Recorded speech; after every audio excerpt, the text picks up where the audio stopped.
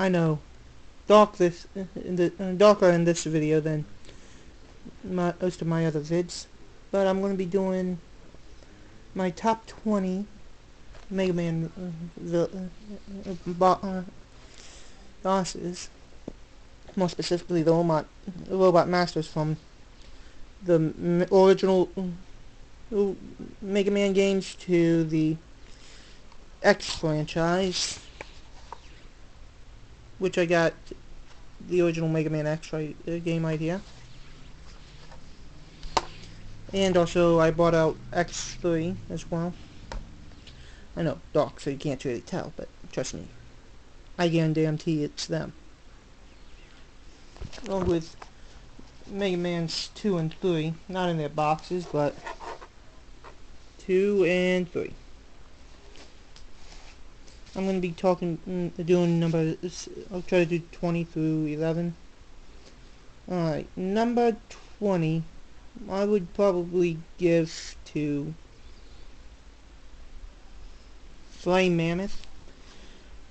Why Flame Mammoth over a lot of the other fire type bosses? Mainly due to the fact that in the original Mega Man X game, he was one of the first bosses you could go up again. And hell, he was a big enough target, you should be able to hit him.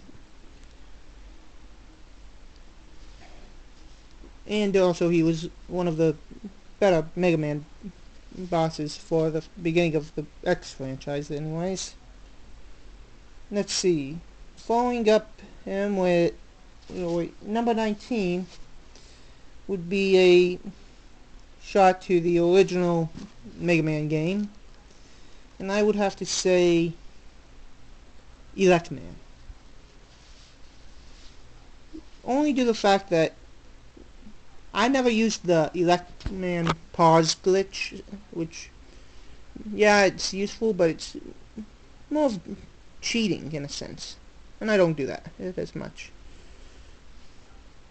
But he was probably one of the first electrical-based enemies in the Mega Man universe. Hey, can't complain with that. Now, starting with him, pretty much every so often you'll get an electrical-based enemy.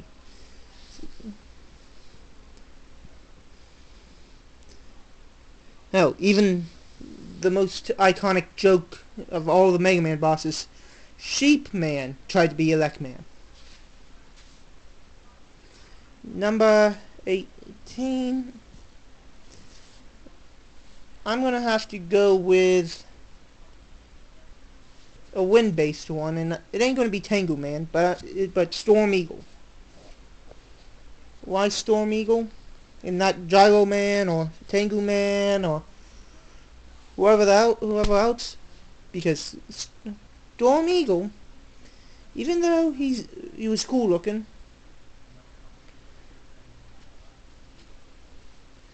he actually was extremely useful in battle at times. Or at least his power was. That and who else? What other Mega Man boss fought like Storm Eagle? Not many. Now let's see, who else? Oh yeah, 17. This one is a tougher one, only due to the fact that this is also going to be one of my own opinions, but I would have to go with Swordman. Mainly because he has a huge fucking sword for a hand when you first see him. What's wrong with that? No, you get in one of his arms reach, slash. I can't believe me for saying that. Now, for number 16. This one would have to be Slash Man. Why Slash Man and not Neon Tiger? Mainly because Slash Man actually looked like a wild man and not like a tiger using claws. And hey, I'm not against the tiger. I just felt that Slash Man was a more obvious choice. Now, number 15, Magnet Man. Why Magnet Man? No, he looks like he's made of magnets, and his weapon, the magnet hold, actually is one of the more useful weapons, so you don't have to fucking aim, which at times is useful. Number 14.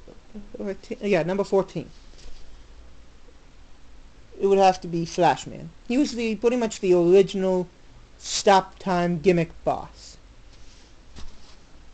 How many bosses after Flashman took that gimmick? Every other boss, pretty much. Which, it's like obvious that you gotta put in the original of them.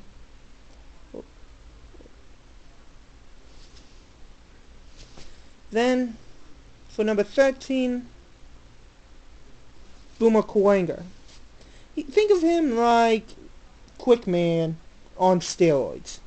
Now, even the boomerang that Boomer Kuwanger throws out is bigger than Quickman's. But then again, he's also like Cutman in a sense as well, but hey, that ain't a bad thing either. But Cutman has a different character that's more like him on steroids. That's the Claudad from X3, but that's going to be later on. Then, number 13, oh wait, no, I think I just did 13. Well, just to be safe, 13 is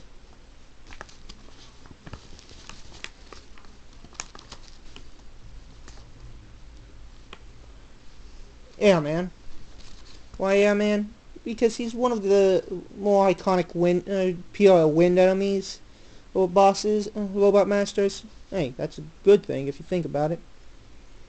And also, his air attack is one of the more useful at times, because if your enemy is above you, flying towards you, cast his attack. It usually hits. If you aim it correctly, that is. 12.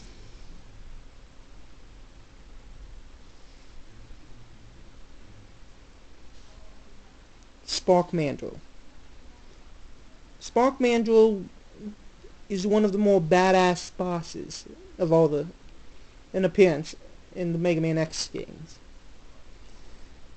The only bad thing is that his weakness is one of the easily exploitable bosses moves. Just about as easy as Toadman in a sense. But other than that, he's pretty badass. Number 11, I would have to give to Pharaoh Man. Mainly because Pharaoh Man was pretty much the epitome of badass looking. Especially comparing him to the rest of the ones in his game. Hell, who else would who else would you rather fight other than a guy that says he's a fucking pharaoh? And his move is pretty much one of the more useful ones as well in his game. Well, I'm going to do the next part of the top 10, go in within the top 20, and that alone the top 10 in the next video, so I'll sign off for now, and I'll get back to you at the next time.